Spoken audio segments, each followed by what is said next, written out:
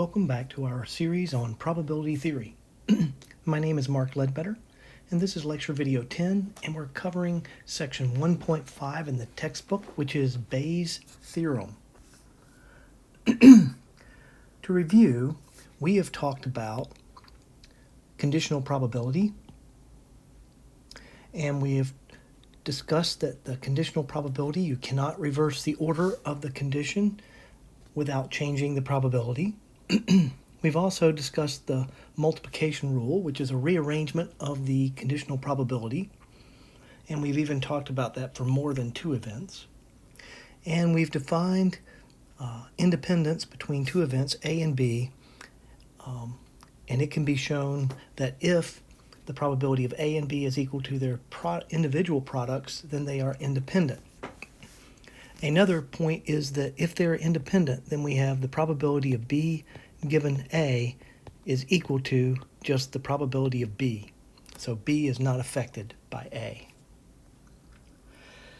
And we're going to use this in today's section, which is, again, Bayes' theorem. We're going to talk about prior and posterior probabilities, but just briefly. We're going to talk about Bayes' theorem and the law of total probability, along with a few examples. So let's talk about a prior probability. We've dealt with prior probabilities already. They're the original probabilities. Let's say there's events B1, B2, and B3, then their probability in total is called a prior probability. The posterior probabilities that's what we call the conditional probabilities. It's another name for these. So the probability of B1 given R, let's say, or B2 given R, or B3 given R. Okay. So while it's not going to really make a lot of sense right now, later on when we talk about some more of Bayes' statistics, and we talk about some mixture distributions, then we'll get back into these prior probabilities and posterior probabilities. Right now, they're just terminology to understand in the book, really. So let's get into Bayes' theorem. Let's talk about Bayes' theorem for two events, the probability of A given B. Remember that I just said earlier that we can't switch the order of the A and the B here without changing the probability. But what if we have the probability of B given A and not the probability of A given B? How can we find the probability of A given B? Let's say it's not a table and we only have certain probabilities. Well, here's the formula for doing it. The numerator, the probability of A and B, becomes probability of A times the probability of B given A. And then we can, on the bottom, remember we'll have the probability of B. It can be rewritten as this expression here. So let's prove this or derive it. I've written the proof out. So remember that the probability of A and B can be rewritten as the probability of B times the probability of A given B.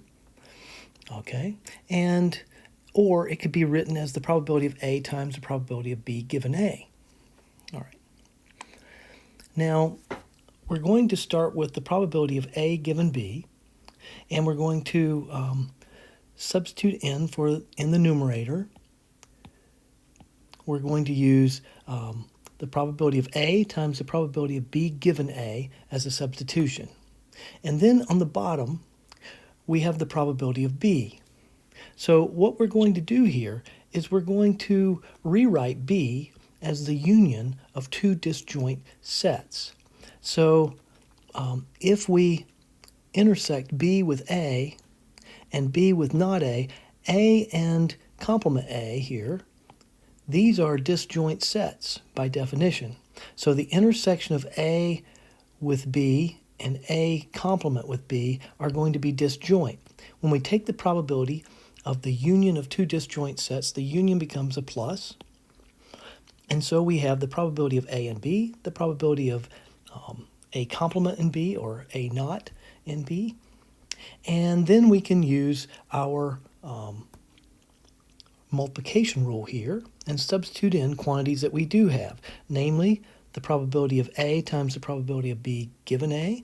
And then here, the probability of A complement times the probability of B given A complement. And that gives us the formula for number 1 here. Let's say that we have more than 2 events. So we need to define a partition. So a partition is something that divides the whole sample space into parts, not necessarily equally, but it divides it into separate parts. They are mutually exclusive and exhaustive events. That's what a partition is. And so let's say that B1, B2, up to some number Bm are a partition of S. So in other words, the union of these M events, B1 to Bm, equals our sample space S. And the intersection of any 2 of these is empty. In other words, they're disjoint or mutually exclusive. Then we can write the probability of any event B sub k given A as the probability of B sub k times the probability of A given B sub k over the sum of all the probabilities. Probability of Bi times the probability of A given Bi. We sum all of those. And this is true for any k between 1 and m. This again is called our posterior probability. The probability of Bi's, these are the prior probabilities. Okay, so how did we get this? Well, let's go down to something called the law of total probability.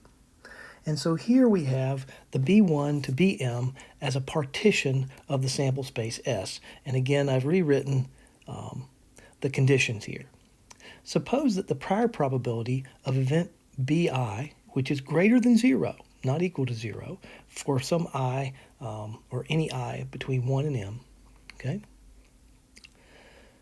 is greater than 0. So if A is an event, then A is the union of the m mutually exclusive events that we've defined.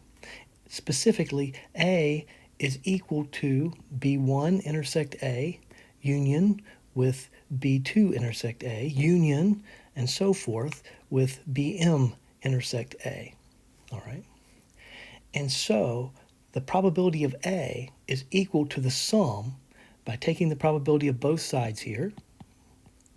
All the unions become pluses, and so it's the sum of the probability of Bi intersect A, or Bi and A. And we can rewrite this using the multiplication rule as the probability of Bi times the probability of A given Bi. And this is sometimes called the law of total probability. It's not always called that. If you walk up to a statistician and say the law of total probability, they may not know what you're talking about. This is only used in certain circles or areas. All right, let's do an example. So we have this certain factory, and we have 3 machines, 1, 2, and 3, that produce springs of the same length. Their production has defective springs in it. And so machine 1 has 2% defect, machine 2, 1% defective, and machine 3, 3% defective. And the percentage of total production for each machine is 35, 25, and 40%, respectively, for 1, 2, and 3. We are going to select one spring at random from the day's production, and we want to know what's the probability that the spring is defective, and we're going to call that P sub D. Okay, so P sub D is going to equal P sub I and D, okay, plus P sub 2, machine 2 and D, so I here is machine 1, okay. So there's 3 ways we can get it defective. We can select it from machine 1, machine 2, or machine 3. Okay. So I've skipped a step in that these were unions before I took the probability, right? So I have 1 intersect D, union 2 intersect D, union 3 intersect D. I took the probability, and the unions, because these are disjoint, these unions turn into pluses, all right? And so now I can use my multiplication rule and write this as the probability of machine 1 times the probability of defective given machine 1 plus the probability of machine 2 times the probability of defective given machine 2 plus the probability of selecting machine 3 times the probability of a defective given we've selected machine 3. And here we're just going to plug in our probabilities. We can plug it in 35% as 35 over 100.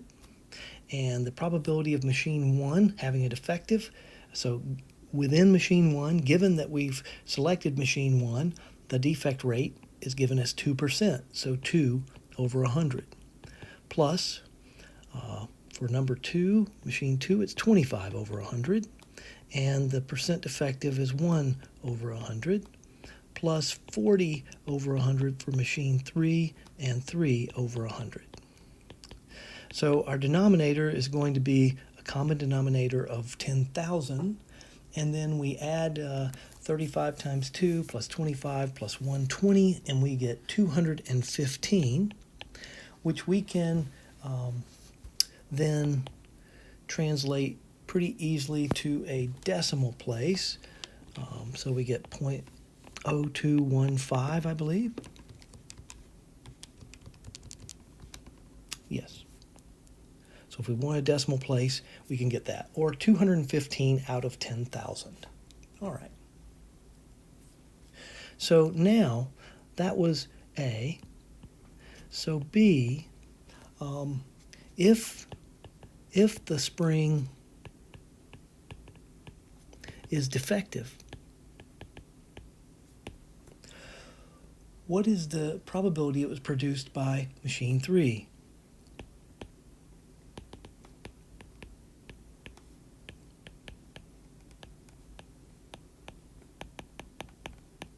Okay. So here we're going to look at the probability of 3 given that it's defective. And here we're going to use Bayes' rule, but we don't have to use it all because we've already calculated the probability of D. So here we're going to say, instead of the probability of 3 and D, we're going to say the probability of 3 using the product rule, and D given 3 divided by the probability of D, which we just calculated in part A. So we've got 215 over 10,000 here, and in the top for machine 3 it's 40 over 100, and the probability of D given 3 is 3, defective given 3 is 3 over 100, and this gives us 120 over 215.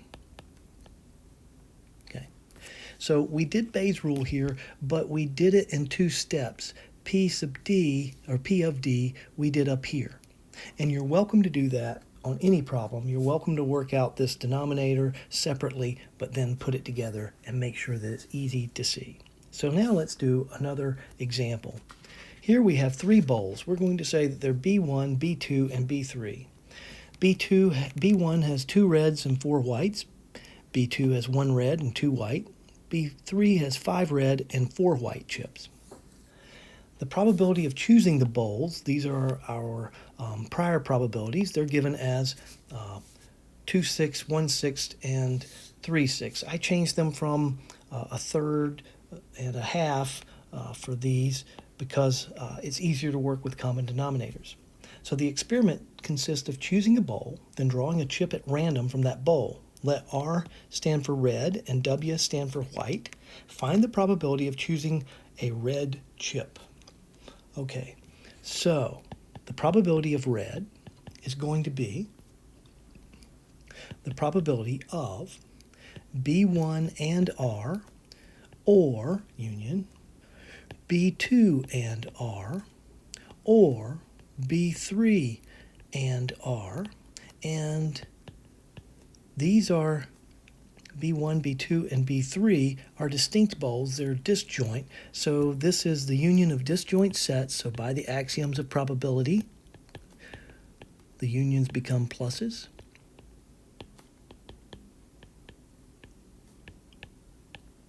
And now we can write this as the probability of B1 times the probability of R given B1 plus the probability of B2 times the probability of R given B2 plus the probability of bowl 3 times the probability of red given bowl 3.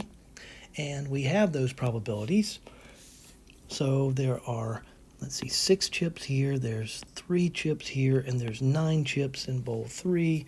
And so bowl 1, that's 2, 6 times the probability of red given bowl 1, that's going to be 2, 6 plus 1, 6 times 2, 6 plus 3, 6 times 5 ninths. Okay, so here we can add all of this up and cancel, and it turns out that we get the answer 4 ninths.